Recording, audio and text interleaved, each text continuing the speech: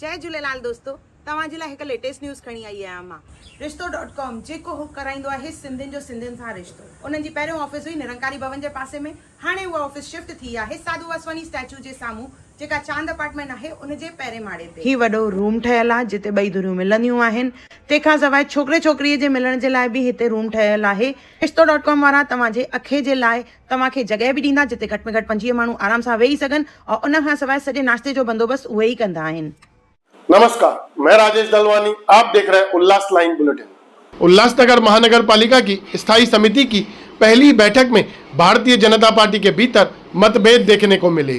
दरअसल बैठक के दौरान सड़क सफाई और वायु प्रदूषण नियंत्रण के लिए खरीदी गई पावर स्वीपिंग मशीन और मिस्ट स्प्रे मशीन के ऑपरेशन एवं मेंटेनेंस का काम कोणार्क इंफ्रास्ट्रक्चर को सौंपने का प्रस्ताव रखा गया था।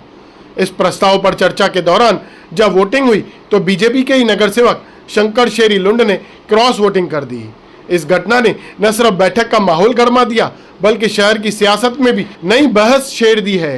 राजनीतिक गलियारों में इस कदम को लेकर तरह तरह के कयास लगाए जा रहे हैं। वहीं क्रॉस वोटिंग के आरोपों के बीच नगर सेवक शंकर शेरी लुंड ने सामने आकर अपनी स्थिति स्पष्ट की है। उन्होंने कहा कि उन्होंने पार्टी के खिलाफ कोई काम नहीं किया है और न ही भविष्य में ऐसा कोई कदम उठाएंगे।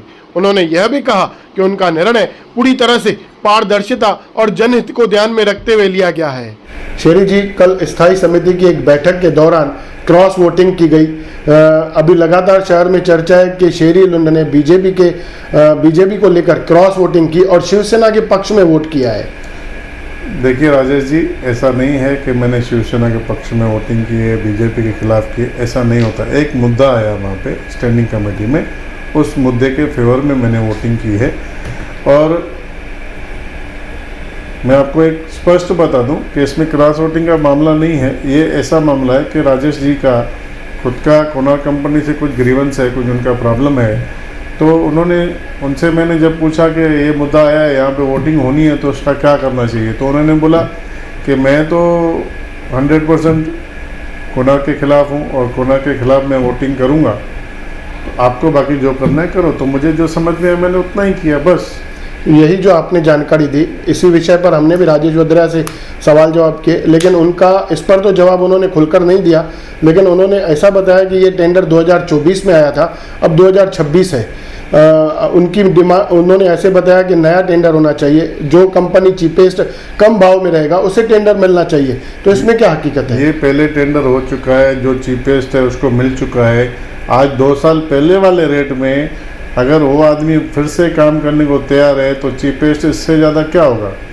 तो क्या शेरी लुंड बीजेपी के खिलाफ हैं, शिवसेना के सपोर्ट में है? शेरी लुंड ने कभी भी शिवसेना को कोई वोट नहीं दिया है, ना ही बीजेपी के खिलाफ कोई काम किया है, नहीं करूँगा। हमने जब आपके क्रॉस वोटिंग को लेकर राजेश वद्रा से पूछा कि शेरी लुंड ने, आपने बताया कि क्रॉस वोट किया तो उनके ऊपर पक्ष कोई कार्रवाई करेगा, तो आपको क्या लगता है कि आपने ऐसा कुछ किया है और आप पर कार्रवाई होगी? मुझे ऐसा कुछ लगता नहीं है, पर पक्ष सर्वोपरि है और पक्ष क्या करेगा वो पक्ष और हमारे बीच की बात है। जब वो बात आएगी सामने तो मैं पक्ष के सामने भी अपनी बात रखूँगा, जो सही निर्णय होगा वो पक्ष ले लेगा।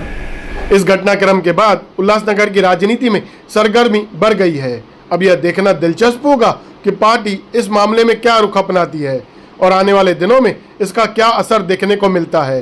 ब्यूरो रिपोर्ट, उल्लास लाइन बुलेटिन, उल्लासनगर।